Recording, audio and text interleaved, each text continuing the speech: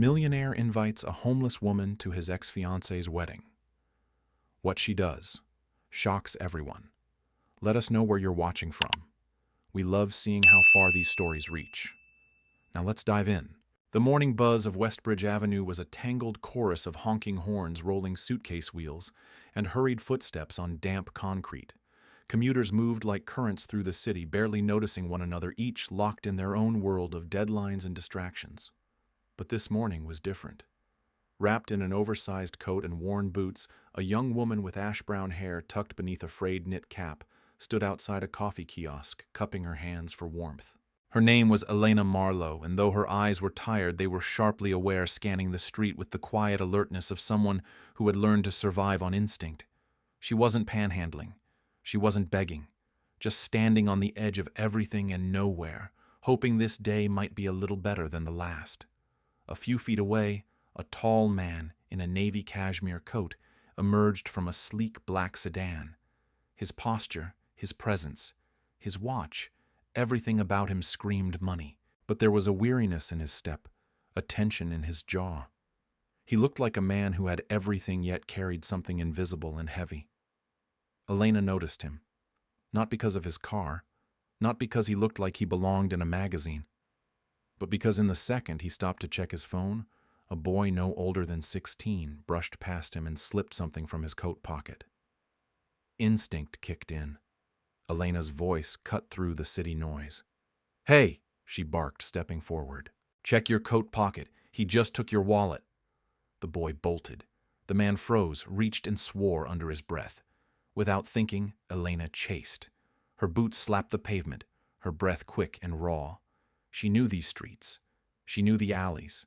And most importantly, she knew how to corner a kid with more adrenaline than direction. She caught up with him by a construction barrier, grabbing the strap of his backpack. "Drop it," she said, firm, but not cruel. The boy looked panicked, torn between pride and fear. "You don't want another mistake," she added, her voice lower. "Walk away while you still can." He dropped the wallet and disappeared into the crowd. Elena picked it up and turned it over in her hands. Black leather, expensive. Inside cards, cash, and something else. A gold ring, small and delicately carved with a floral pattern. She turned to find the man standing behind her, now breathless and stunned. "That ring," he said, barely audible. "It belonged to my mother. She wore it every day until the cancer took her. I keep it with me. Always." He took it gently from her fingers, eyes glassy. "Thank you. You really thank you." "I saw it happen," Elena replied, shrugging. "Anyone would have stepped in." "No," he said softly. "Most people wouldn't." He studied her now, her hollow cheeks, the careful way she stood, like she wasn't sure if she belonged here. He reached into the wallet and pulled out a $100 bill. "Please, take it. It's the least I can do." She looked at it for a long second, then shook her head. "I didn't do it for money." He was struck by her tone, clean, unapologetic, like it came from a place deeper than pride. "What's your name?" he asked. "Elena," she answered. "I'm Griffin Rhodes," he said. "I run Solace Ventures just across the street." She blinked. She knew the name. Everyone did. Solace was in the papers every week, funding clean tech and youth education programs. A place built by a man whose face until now had been just another headline. "Look," he continued, "I don't usually do this, but I'd like to offer you a job. Administrative work. Entry level. Steady pay. Just a chance, really." She stared at him, stunned. "You don't even know me." "I know enough," Griffin said, eyes kind but firm. "You saw something wrong, and you stepped in without hesitation. That says more than a resume ever could." And for the first time in weeks, months, really, Elena felt the smallest flicker of something she thought she'd lost possibility. She didn't smile, not quite. But her voice was softer now. "I'll think about it." Griffin nodded. "The offer's open. Come in tomorrow if you decide." And then he was gone, swallowed by the sea of sharp suits and coffee steam. Elena stood in place, holding that tiny moment in her hands like it was something precious. A ring returned, a name remembered, a door maybe opening. And somewhere deep inside her, a part of her that had long stopped hoping stirred again. Rain drizzled gently across the city the next morning, casting silver streaks across the high-rises. Beneath a glass awning of a modest downtown cafe, Elias Waverly watched the street through a steamed-up window, his coffee untouched. He had replayed yesterday's moment at least a dozen times in his head, how the stranger in a tattered coat had risked stepping into a pickpocket's path for a man she didn't know. And how in doing so, she had unknowingly saved the one thing that mattered most to him, the ring his late mother used to wear every Sunday, tucked inside his wallet like a talisman. He hadn't just walked away from her after that. Not when someone like her, someone clearly bruised by life, had shown the kind of integrity people in his world rarely did. Find her, he'd told his driver Everett, and sure enough, less than an hour later, they'd spotted her near the same intersection, resting against a lamppost, with that same calm in her eyes, her arms folded tightly, as if she could shield herself from the world. Elias stepped out of the car this time. No umbrella, just a steady heart. She looked up, recognizing him immediately. "You again," she said with a tired smile. "Was it something I dropped?" No, Elias set a hand on his chest. "Something you saved." She squinted in confusion. "My mother's ring," he explained, pulling out the gold band from his wallet. "It was in there. I didn't even realize until later. That's why I need to thank you properly." "I already told you," she began. "I know," he interrupted gently, "that you don't want money. And I'm not offering charity. I'm offering a chance." Her posture shifted. "A chance I own, Waverly Development. We could use someone honest, really honest. We're short-staffed on an upcoming community housing project. I'd like to offer you a position. Temporary, if that makes you more comfortable. You'd be working alongside my executive coordinator." The words hung between them, suspended in disbelief. She hesitated, her eyes narrowing. "Why would someone like you offer a job to someone like me?" He didn't flinch. "Because you didn't look at me and see a paycheck. You saw a person, and I see one in you too." Her name, he finally learned, was Mara Dalton. She didn't give much else. Just a quiet, "I'll think about it before walking away." But the next morning, she showed up. The contrast between Mara and the Waverly Tower could not have been starker. She stood at the edge of the marble lobby, dwarfed by floor-to-ceiling windows and sleek gold elevators. Her coat was threadbare, her boots scuffed. People glanced at her with raised brows and side murmurs. But Mara held her ground, lifting her chin with a quiet resilience. She didn't need to belong. She just needed to prove she deserved to. Elias met her in the lobby himself. "You came," he said, surprised by the wave of relief that washed over him. "I said I'd think about it," she answered, clutching the strap of her worn satchel. "I thought about it. And I don't like owing anyone, but if this is real work, I'll do it. For now." Upstairs, she met Tess, his efficient, sometimes intimidating assistant, who looked her up and down before showing her the ropes. Mara didn't flinch even when Tess asked curtly, "Do you have any administrative background?" "No." Mara answered honestly, "But I can read fast. I don't make the same mistake twice, and I care about doing things right." By mid-afternoon, she'd already reorganized a filing cabinet that had been neglected for years, suggested a change in the filing system that saved Tess hours, and quietly fixed a data entry error no one had caught. From his office, Elias watched through the glass, not the way she typed or walked or talked, but the way she listened. The way she never checked her phone, never flinched when someone raised their voice.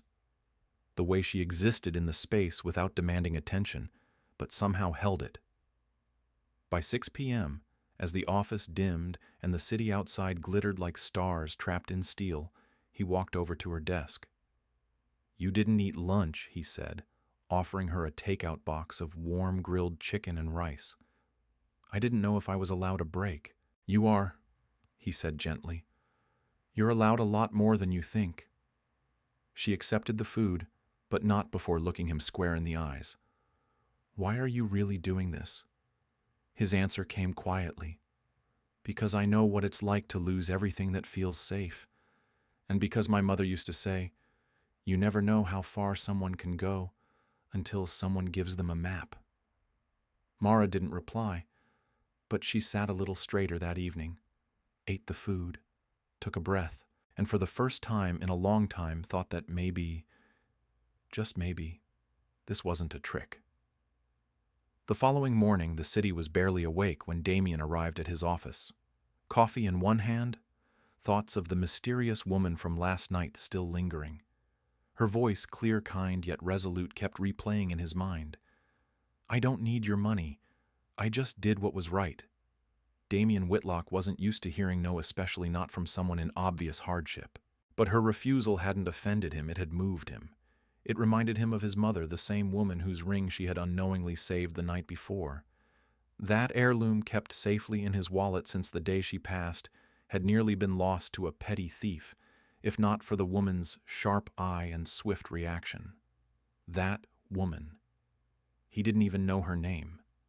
And yet, as he sat behind the wide expanse of glass overlooking the skyline, he couldn't focus. The morning reports were a blur. His assistant's voice, usually crisp and rhythmic, faded into static. Finally, he interrupted. "Clara, do me a favor. Reach out to the shelter near Jefferson Square. Ask if a young woman, late 20s, maybe early 30s, came in last night. Dark curls, sharp eyes, wears her strength like armor." Clara blinked. "Sir, I owe her something," he said simply. "A chance." Clara nodded and slipped out of the room, too loyal to ask more. By noon, Damien got the call he'd been hoping for. Clara returned with a hesitant smile. "Her name is Marin Blake. She just started a work-study program at a community kitchen downtown. The shelter confirmed she's staying there short-term. Would you like to contact her?" "No," Damien said, standing up. "I'd like to go myself." The soup kitchen was buzzing with noise when he arrived. Volunteers stirred massive pots. Children huddled around corners waiting for lunch, and the air carried a mix of tomato broth, burnt toast, and faint lavender cleaner. And there she was, Marin. Hair tucked behind her ears, sleeves rolled up, scooping soup into plastic bowls and greeting each person with a warm, steady smile. She was laughing with an elderly man who joked about needing 3 scoops if he was going to grow taller. She didn't look tired. She looked alive, at home, like someone who had been through the fire and came out whole. Damien watched her for a moment, unsure how to interrupt. She saw him first. Her smile faltered, but only slightly. She handed the last bowl to a child and walked toward him, wiping her hands on her apron. "You followed me," she said, half amused. He offered a sheepish grin. "I asked around." "Hope that's okay?" "I figured you might," she replied, arms crossed. Rich men don't like unanswered questions. "I'm not here for answers," Damien said gently. "I'm here with a job offer." Marin arched an eyebrow. "That's a first." He explained quickly how his firm had been expanding, how they needed someone to assist with community outreach and sustainable project planning. But mostly he explained why. "I was going to lose something that meant everything to me," he said, lowering his voice. "A ring that belonged to my mother. The last piece of her I carry. And you saved it. Without knowing, without expecting anything. That kind of honesty, it's rare. I want people like that on my team." Marin didn't speak right away. "I've been offered a lot of things since I lost everything," she finally said. "Charity, advice, pity, but never a job, never a real chance." "Well," he replied, "then maybe it's time someone changed that." A week later, Marin walked into the towering glass doors of Whitlock & Co. with a new jacket on her shoulders and a borrowed sense of courage in her chest. The receptionist smiled and buzzed her through. She had never seen floors this polished, never imagined working in a place with indoor trees and filtered air that smelled faintly of citrus. Clara greeted her with warmth. "Mr. Whitlock's waiting for you upstairs." When the elevator doors opened, Damien was already at the top holding a coffee and a leather-bound planner. "No soup today," he said, offering the coffee. Marin took it. "Let's hope I don't spill it all over your marble floors." "You'll be fine," he said. "You belong here." But Marin wasn't sure yet. The first few days were daunting. Office jargon flew past her ears, emails piled faster than she could read, and she felt painfully underdressed no matter what she wore.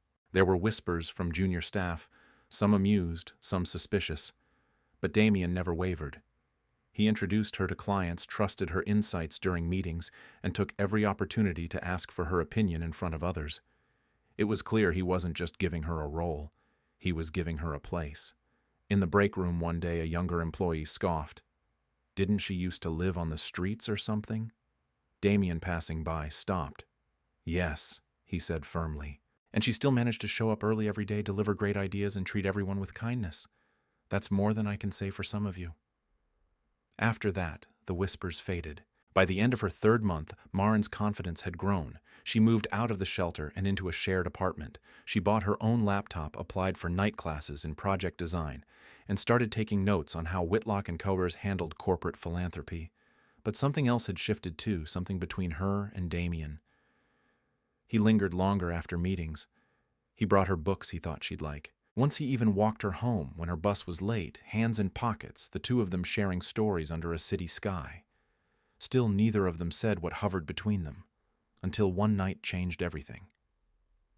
It was late September, when the storm rolled in, unannounced, gray and moody, soaking the city in minutes, the kind of rain that made umbrellas feel useless and puddles feel infinite.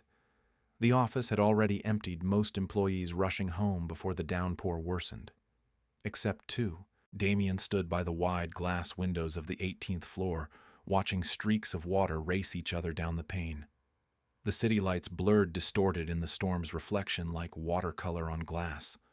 Behind him, the hum of the overhead lights was the only sound, until soft footsteps echoed across the marble floor. Marin. Still here, she asked, holding a cup of tea, her jacket clutched against her chest. Raindrops beaded on her shoulders. I was about to ask you the same, Damien said with a quiet smile. I had some notes to finish. And honestly, she glanced toward the rain. It's nice to just listen. They stood in silence for a beat, the kind that didn't need to be filled, the kind that grew softer the longer it lingered. I could drive you home, Damien offered. You'll drown out there. Marin hesitated. You don't have to.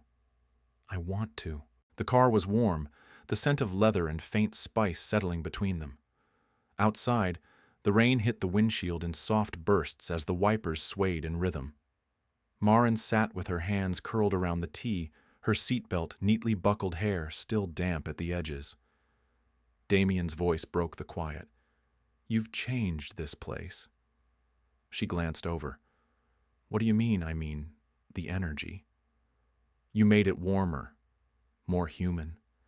It's not just strategy and revenue anymore. It's something else. Marin looked away, touched but unsure. You gave me a chance when no one else would. I just didn't want to waste it. You haven't, he said. Not even close. The car slowed to a stop near her apartment, a modest building tucked between a bakery and a laundromat. Marin looked out the window. The rain hadn't let up. The pavement shimmered like oil paint. She turned to him. Would you like to come in? Just for tea. You shouldn't drive in this. He didn't answer right away. Then softly, I'd like that. Marin's apartment was small but warm, lived in.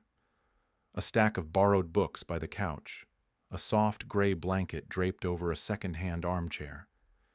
Tea lights flickered near the window, casting a buttery glow against the rainy night.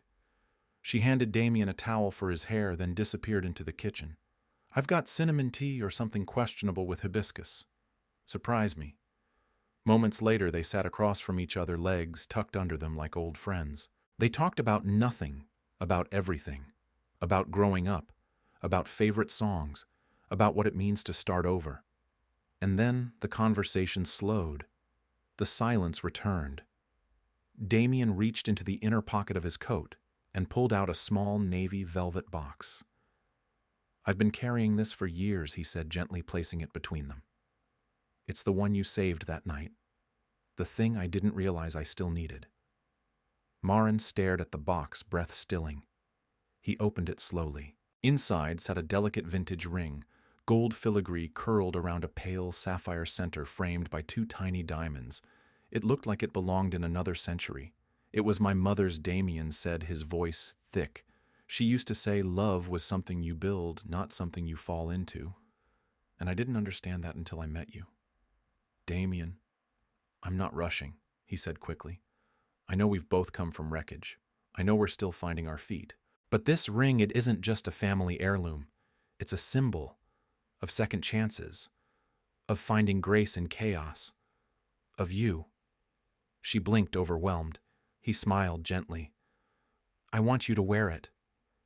Not because you owe me anything, but because the day you stopped that thief, you didn't just save my mother's memory. You opened something in me, something I thought had died with her. Marin's eyes shimmered. I'm not proposing. Not yet. He added, his laugh quiet and nervous. This is just my heart in the only language I know. She reached out, touched the edge of the ring. You carry your past with so much care, she whispered. You give your trust with purpose. That's rare. He looked into her eyes. So is your courage. Marin took a slow breath, then slipped the ring onto her finger. It fit perfectly. They didn't kiss, not yet. But in that moment, sitting in a tiny apartment while rain tapped against the glass, they both knew something had shifted. Not a beginning, not an end, just the beautiful, breathless middle. The days that followed that rainy night moved like the slow unfolding of petals in spring, soft, deliberate, full of quiet meaning. Marin kept the ring, not locked away in a drawer or tucked into a velvet box, but on her finger, simple, elegant, a symbol of something fragile yet undeniable. She wore it not as a promise of what would be, but as a reminder of what had already begun. Every time she looked down at her hand, she remembered the man who saw her when she felt invisible. And more than that, she remembered the woman she once dreamed of becoming. That dream had once been vivid. Long before the streets, the betrayal, the quiet hunger. She had loved design sketching dresses in the margins of school notebooks, watching old movies just to admire the silhouettes. She used to imagine herself as the kind of woman who could walk into a room and change the air with nothing more than grace and intelligence. But life had ripped that dream from her hands and left her clinging to survival instead. Now, for the first time in years, she started wondering, could she return to it? It started with small things. One evening, she took out an old notebook and started sketching again. Her lines were clumsy at first, hesitant. Then the curves smoothed and the pages began to fill with soft, hopeful designs, like her hands remembered what her heart had forgotten. One morning at the office, she gathered the courage to ask Damien if he knew anyone who offered short courses in design or textiles. I do, he said almost instantly. But if I may, don't just study it, live it. Start small, make things fail gloriously, and do it again. Her cheeks flushed. I don't have much. Not money, not space. I'll cover the tuition, Damien said gently, not as charity, as investment. Damien, you're not just rebuilding a life. You're building something for the world to see. That deserves support. She finally nodded, the lump in her throat too big for words. And just like that, a door cracked open again. A month later, Marin rented a tiny studio space just 3 blocks from her apartment. It was nothing more than a converted storage room with cracked walls and humming pipes, but she painted the walls herself, swept out the dust, and placed a second-hand sewing machine by the window. The sign on the door was hand-drawn in marker Marin Atelier. The early days were hard. Orders were non-existent, and she often found herself eating dinner alone under the buzzing light, surrounded by half-stitched fabric and sketches pinned to the wall. But she kept showing up. Every day she pressed forward. And slowly, word began to spread. 1 client became 2. 2 became 4. A boutique downtown asked if she'd showcase 3 custom designs for an upcoming charity gala. She said yes with trembling hands, then spent 5 sleepless nights stitching lace and hand-beating sleeves. When the dresses were displayed, someone left a handwritten note on her table. Your work whispers the kind of stories the world forgets. Don't stop. Damien came by one evening holding a paper bag with 2 sandwiches and a bottle of sparkling water. I thought you might have forgotten to eat, he said. She smiled, hair, pinned-up eyes, rimmed with fatigue and pride. Guilty. He looked around the studio, taking in the sketches, the fabrics, the quiet energy of dreams being reborn. You built this, he said, placing the food on the counter. All of it. Maren leaned against the work table, brushing loose thread from her dress. Sometimes I still feel like I'm pretending, like it's too fragile to be real. You're not pretending, Damien said. You're remembering, and that's braver than anything. She walked over to him, took the sandwich, and touched the ring on her finger. You know what changed it for me. He looked at her, waiting. The moment I realized you didn't try to save me, you just saw me, and somehow that gave me the strength to save myself. They sat on the floor that night, eating sandwiches, their backs against the studio wall, bathed in soft golden lamplight. And in that ordinary, beautiful moment, surrounded by scraps of fabric and dreams stitched in thread, they began to imagine something bigger, not just for themselves, but for others. Women like Maren. Women who had been knocked down by life, abandoned, overlooked.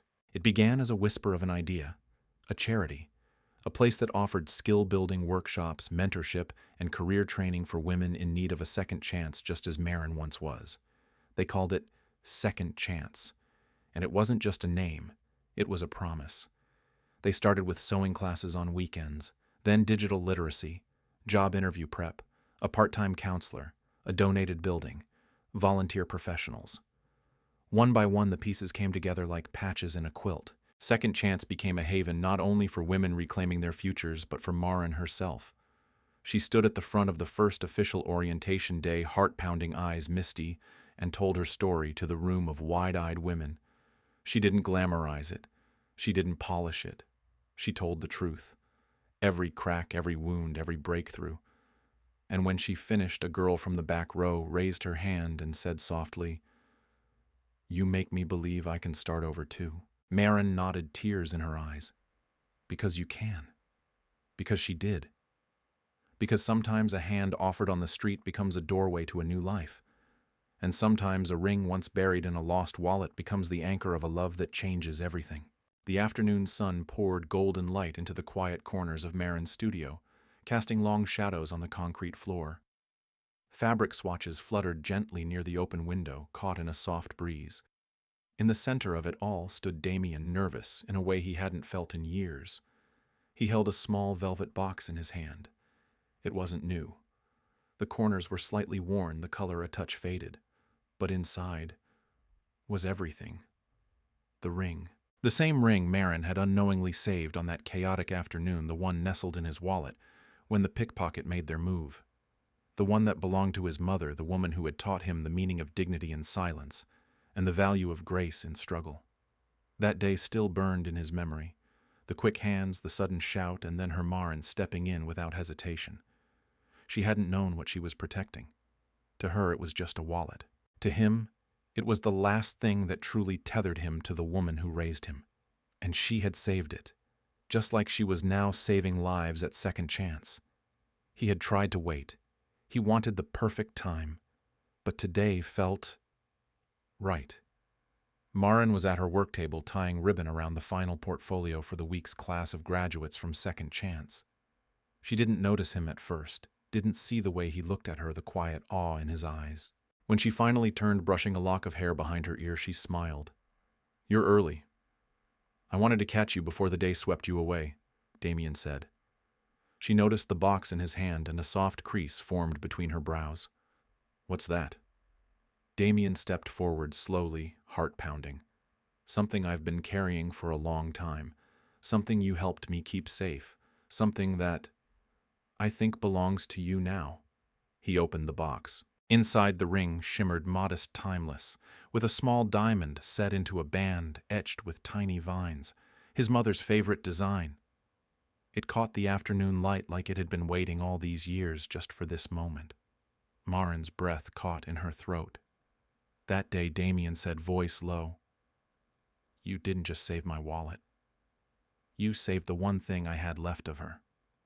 My mother wore this every day of her life. She gave it to me before she passed, told me to give it to the woman who makes me believe in softness again, in hope, in starting over."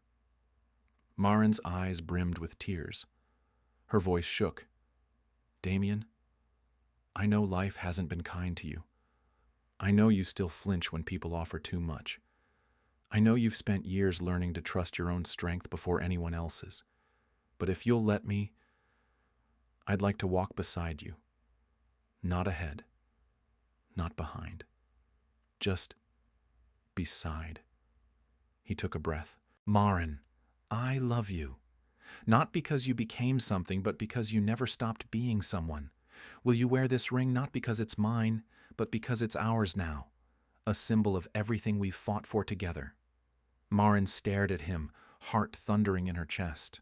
All those nights spent cold and invisible, all the whispered doubts, the memories of betrayal. All of it faded like fog in morning light. She looked at Damien, this man who had never tried to fix her, only to hold space for her to rebuild. She held out her hand. He slipped the ring onto her finger. It was the same hand that had pulled his wallet from that thief's grasp. The same hand that had wiped tears away in silence. The same hand that now reached for a future she never thought she'd be brave enough to hold. They stood in silence for a moment, just the hum of the city and the soft rustle of ribbon against paper. And then she whispered, "Yes. Yes, 1,000 times yes." Damien wrapped his arms around her and she sank into his chest with a smile full of everything she had once been too afraid to believe in. Outside, the sun dipped lower in the sky, casting golden light across the second chance sign on the studio door. But inside, something even brighter was unfolding, 2 lives no longer defined by what they had lost, but by the love they had found, and the future they had chosen to create together. The first time Maren unlocked the glass doors of the building bearing her charity's name, she did it with trembling hands. The sign above read, "Second Chance." It was modest, painted white with soft green lettering, but to Maren, it gleamed like a cathedral. The building wasn't fancy. Brick walls, reclaimed wood desks, a mismatched collection of chairs. But every corner told a story hers, and now the stories of so many other women who had wandered the edges of hope for too long. This was her dream come to life. She had spent weeks designing every room with intention. One space held sewing machines, another paint-splattered easels and shelves of books.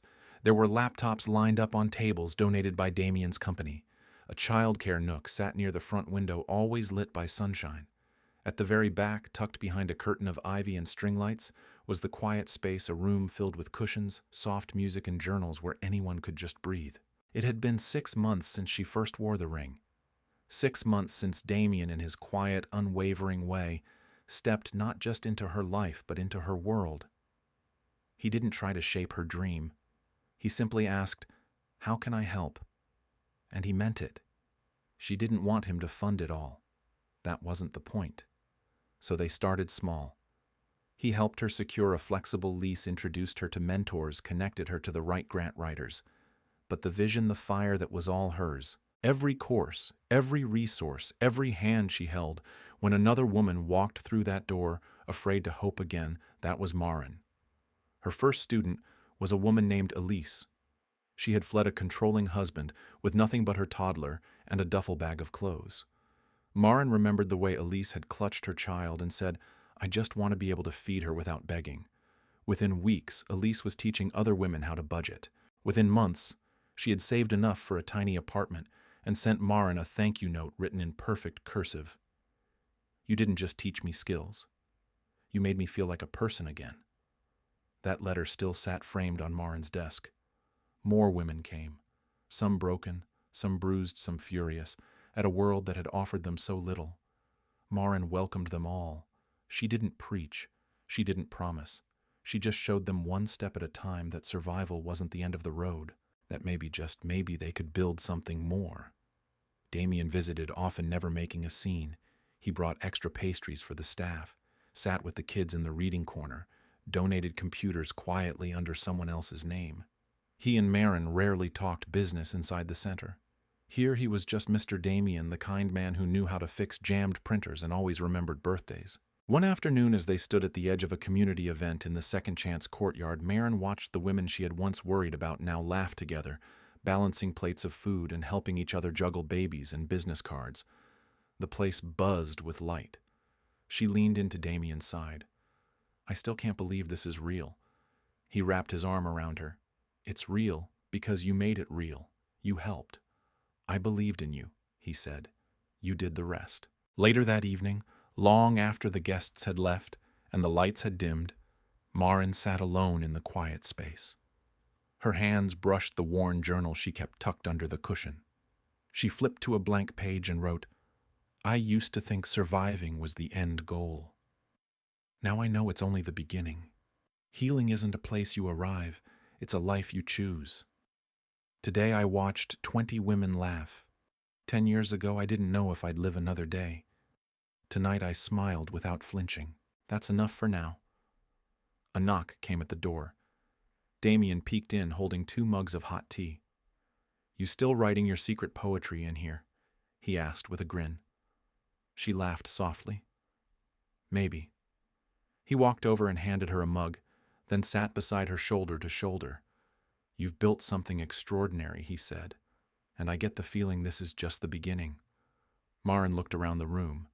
The lavender air spray, the folded blankets, the framed photos of graduates on the wall, the soft hum of her favorite record spinning quietly in the corner. She leaned her head against his shoulder.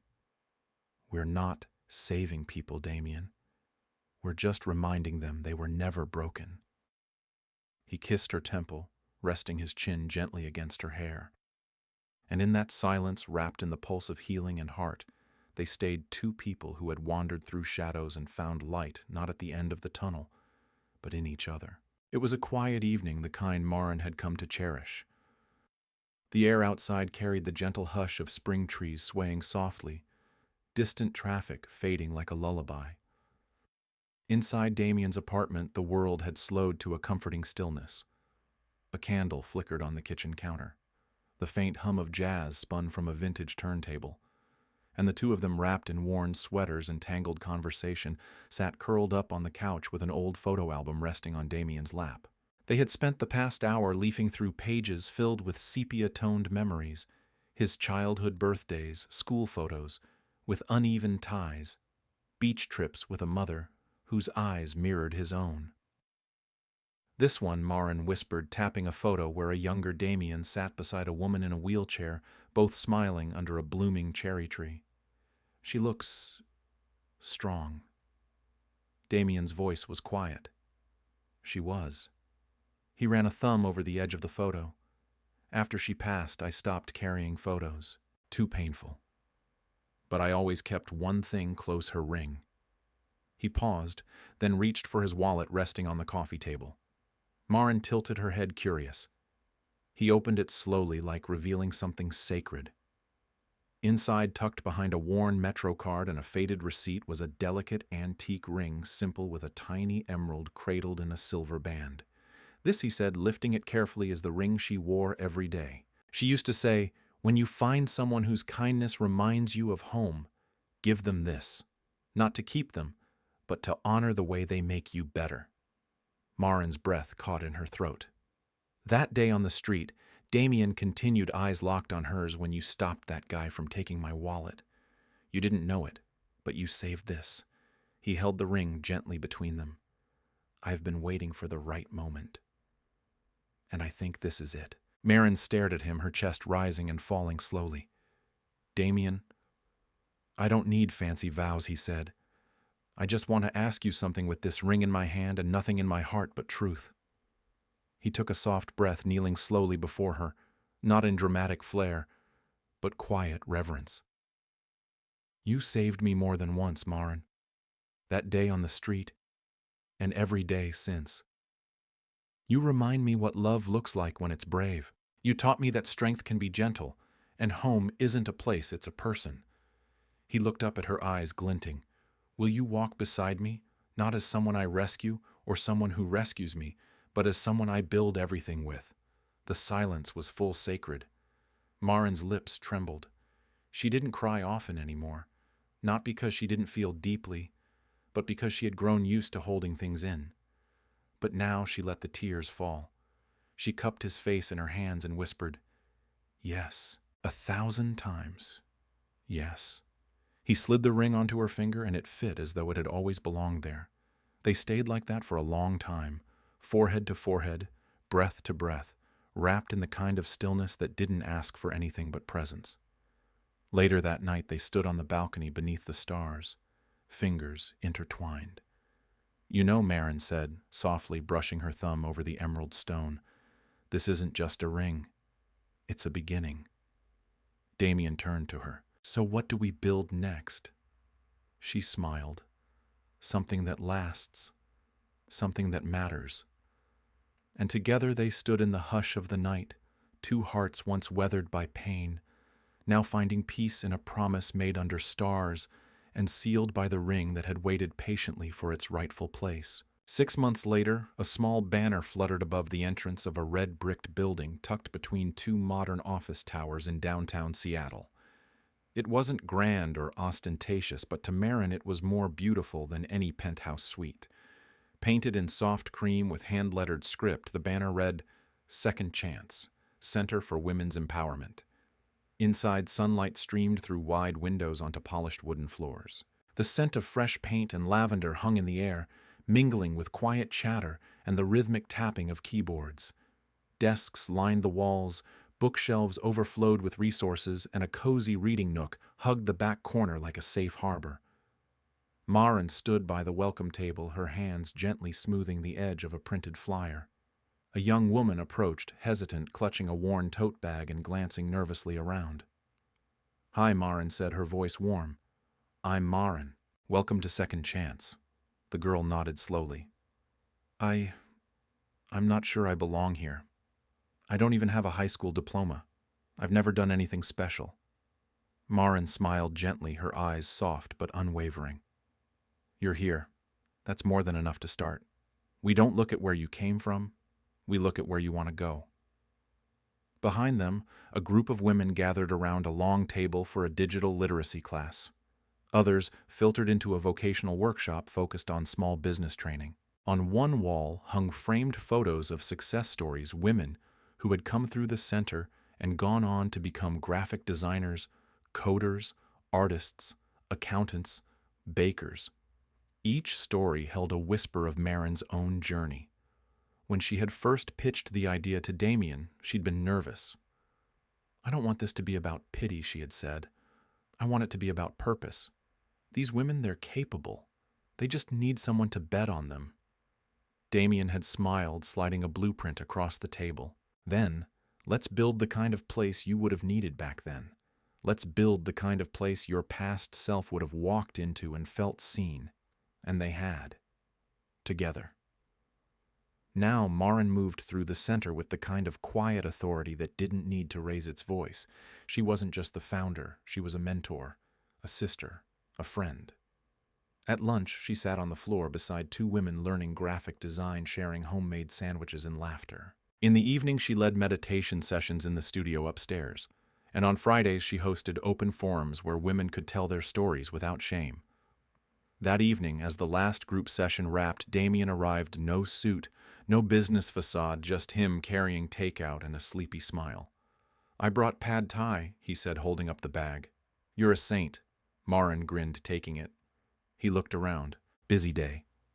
"The best kind," she said, glancing over at the front desk where one of the new trainees had just helped another woman sign up for a computer class.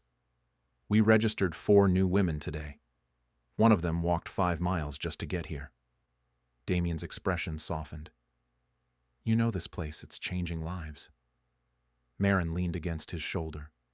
"It changed mine first." They sat in her tiny office, legs curled beneath them, eating noodles out of takeout boxes as the city lights blinked on outside. On her desk sat a framed photo, Marin in a simple black dress standing beside Damien at the ribbon-cutting ceremony for Second Chance, both of them laughing mid-speech.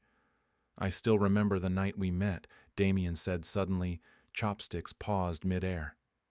"You in that gray hoodie saving me from a pickpocket."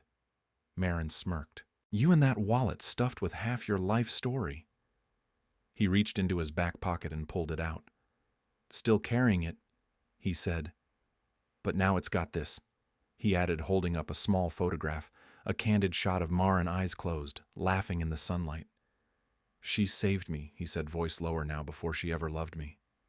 Marin looked at him for a long moment, then reached for his hand. "We saved each other." They sat there in the golden spill of lamplight, hand in hand, surrounded by everything they'd built, not from money or power, but from healing courage and the kind of hope that refuses to give up. Later that week, Marin gave her first public speech at a local fundraiser. She stood before a modest crowd, donors, city council members, and women who had graduated from the program. She cleared her throat and began. There was a time, she said, when I didn't believe in second chances. When I thought a single mistake or a bad relationship or being born into hardship meant the end of your story. She looked at the women in the front row. But someone showed me otherwise. Someone gave me dignity when I had nothing to offer in return. And that small gesture changed my life. She held up her left hand, the emerald ring catching the light. This ring belonged to my husband's mother. The night he gave it to me, he reminded me that love isn't about fixing someone, it's about walking beside them while they fix themselves. Her voice cracked just slightly. Second chance isn't a charity. It's a lifeline. It's a mirror for women to see themselves not as broken, but as becoming.